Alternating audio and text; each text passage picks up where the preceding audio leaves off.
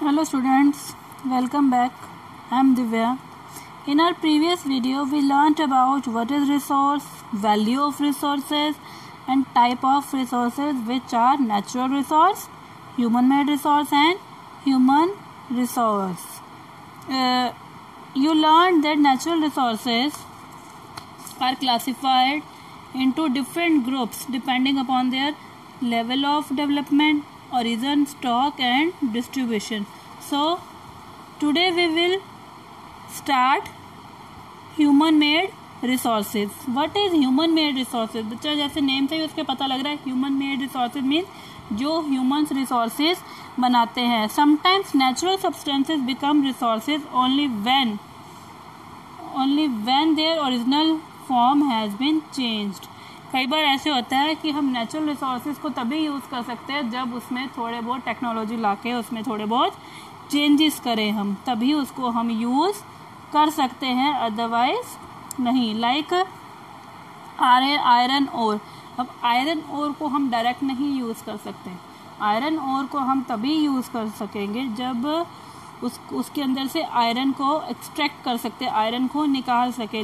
Like iron ore was not a resource. अभी तक हमारे लिए कोई रिसोर्स नहीं. Until people learn to extract iron from it. जब तक उसमें से आयरन निकालना पीपल नहीं सीखेंगे तब तक उसको, जब तक आयरन नहीं निकाल पाएंगे तब तक हम उस आयरन ओर को यूज़ नहीं कर सकते.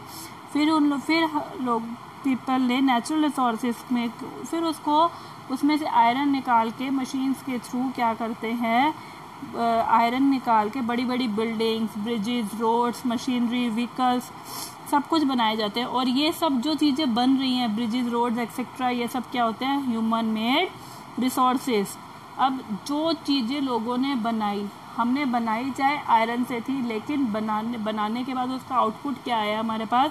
Bridges, roads, machinery. तो ये सब व्हीकल्स जो हमारे रिसोर्स बने, हम लोग जिनको यूज़ करते हैं, ये सब क्या बने? Human made resources. लेकिन उसके लिए हमने नेचुरल रिसोर्स को लिया, किसको? आयरन ओर को. उसमें से आयरन को कन्वर्ट करके फिर आगे से हमने ये चीज़ बनाई. और यही जो थिंग्स होती हैं ये सब क्या होती है? Non as human made resources. Technology is also human made. जो टेक्नोलॉजी है वो भी ह्यूमन मेड रिसोर्स है. पहले ये टेक्नोलॉजी नहीं थी. साइंटिस्ट का माइंड दौड़ा, अलग अलग पीपल्स का माइंड दौड़ा, उन्होंने अपने स्किल्स यूज़ करे, नॉलेज यूज़ करी. उसके बाद उन्होंने ये टेक्नोलॉजी बनाई, फ़ैन की, इलेक्ट्रिसिटी बनाई फ़ैन चलाने के लिए, और भी बहुत सी ऐसी छोटी छोटी चीज़ें बनाई. नेक्स्ट है हमारा ह्यूमन रिसोर्सेज. अब ह्यूमन रिसोर्सेज क्या होता है? People can make the best use of nature to create more resources when they have the knowledge, skill and the technology to do so.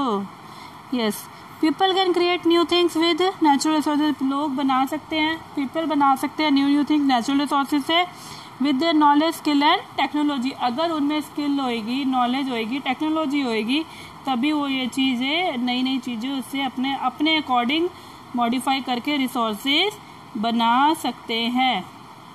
People are also human resource. That is why human beings are a special resource. इसीलिए human being जो है एक special resource है, क्योंकि human made resources तभी होंगे जब human resource होंगे, वो अपनी टेक्नोलॉजी यूज़ करेंगे, उसके बाद तभी ह्यूमन मेड रिसोर्सेज हो सकते हैं और तभी हम नेचुरल रिसोर्सेज को अच्छे से यूज़ कर सकते हैं. उसके लिए पीपल में एजुकेशन होनी ज़रूरी है, उनकी हेल्थ अच्छी होनी जरूरी है. बहुत वैल्यूएबल सोर्स है उनके लिए ये. और उनकी क्वालिटी और स्किल्स धीरे धीरे क्या होनी चाहिए? इम्प्रूव होने चाहिए. And they are able to create more resources. और वो अगर उनकी ये क्वालिटीज़ होंगी तो वो इनको और रिसोर्सेज बनाएंगे, और उन रिसोर्सेज को क्या कहेंगे हम? Human resources development. क्या बोलेंगे उसको? नेक्स्ट हमारा human resources development. Next one is conserving resources. Conserving, जैसे आपको वर्ड से पता लग रहा है, कंजर्व मीन्स किसी चीज़ को बचाना, कंजर्विंग रिसोर्सेज मीन्स किसी चीज़ को बचाना, हमारे रिसोर्सेज को बचाना. जैसे हम सबको पता है आज के टाइम में जो वाटर है, रिवर्स है, वो सब ड्राई अप हो रही है. क्योंकि रेन नहीं होती, या फिर जो वाटर होता है वो पॉल्यूटेड हो जाता है. हम सारा वाटर यूज़ नहीं कर सकते हैं.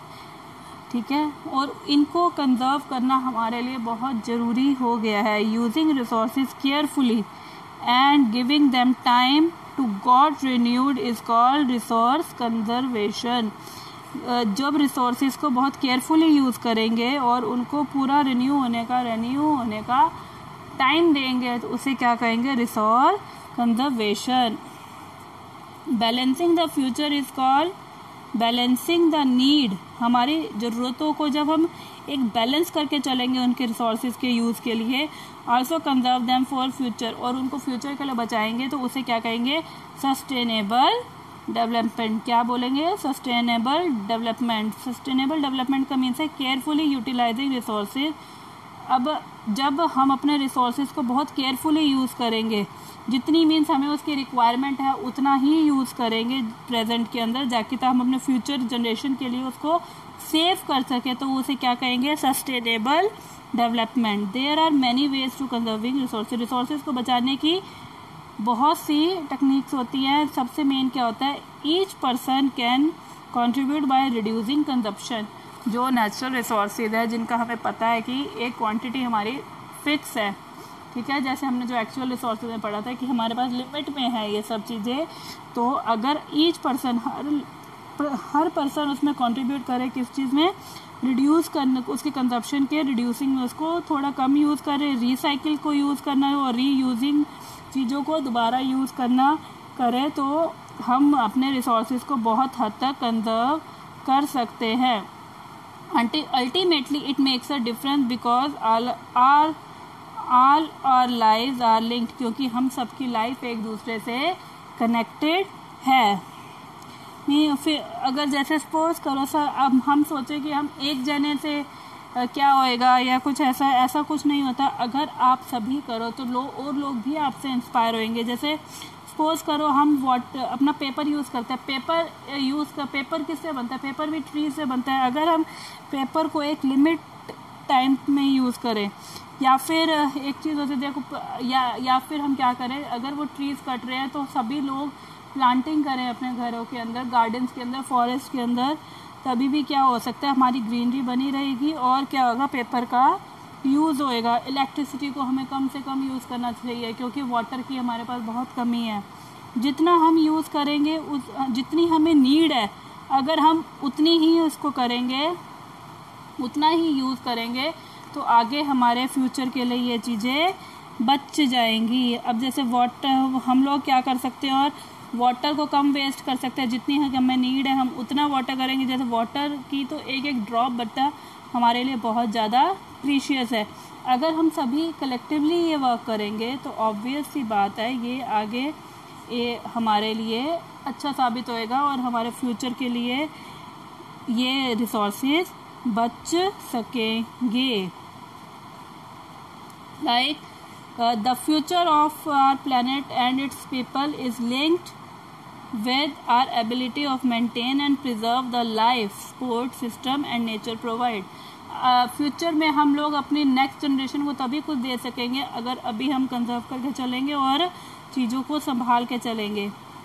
Therefore it is our duty, इसलिए हमारी ये ड्यूटी बनती है कि हम कुछ बातों का ध्यान रखें. क्या, all usages of renewable resources are sustainable. जितने भी रिन्यूएबल रिसोर्सेज हैं उसको ज़्यादा से ज़्यादा यूज़ करें और एक जितनी हमें नीड है उतना ही यूज़ करें. The diversity of life on the earth is conserve. जो अलग अलग स्पीसीज है, अलग अलग जातियों के अलग अलग एनिमल्स हैं, वो सब हमारे सबको बचाए. यूँ नहीं कि जैसे हमारे टाइगर को, हंटिंग को हम लोगों ने बैन करा है क्योंकि उसकी लिमिट ख़त्म हो रही है. हमारे पास टाइगर्स जो है दिख नहीं रहे हैं. The damage to natural environment system they अब इज़ मिनिमाइज्ड. अब देखिए हम अगर टेक्नोलॉजी यूज़ करेंगे तो ऑब्वियस सी बात है बहुत हमारी एनवायरनमेंट को डैमेज थोड़ा बहुत तो होगा ही, ठीक है, लेकिन उसको जितना हो सके हम उसको कम कर सकते हैं. कंट्रोल नहीं कर सकते लेकिन एटलीस्ट कम तो कर सकते हैं. बंद नहीं होएगा. हमें पता है अगर टेक्नोलॉजी यूज़ करें तो थोड़ा बहुत इफेक्ट हमारी उसमें पड़ेगा ही, लेकिन हम उसको थोड़ा कंट्रोल कर सकते हैं. इट मीन्स हम सबके हाथ में है. सो students, this chapter is finished. Okay, thank you.